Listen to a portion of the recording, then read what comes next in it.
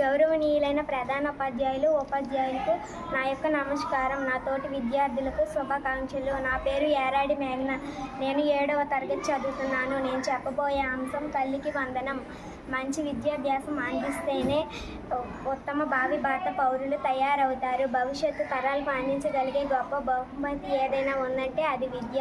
పేదరికం కారణంగానూ ఏ పిల్లవాడికి దూరం కాకూడదు. ఆంధ్రప్రదేశ్ ప్రభుత్వం తల్లికి వందనం పథకాన్ని అమలు చేస్తుంది.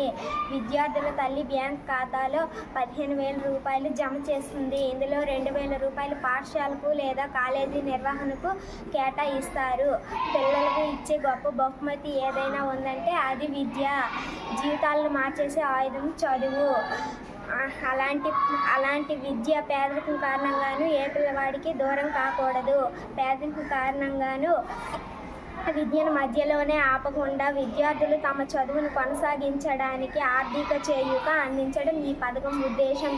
ఆంధ్రప్రదేశ్ అధికారంలోకి వచ్చిన కూటమి ప్రభుత్వం సూపర్ 6 హామీలలో ఈ పథకం ఒకటి. చంద్రబాబు నాయుడు ప్రభుత్వం ప్రవేశపెట్టిన తల్లికి వందనం పథకం. నాకు ఇంతటి అవకాశం ఇచ్చిన ప్రధానోపాధ్యాయులు మరియు నా తోటి విద్యార్థులకు నా యొక్క ధన్యవాదాలు.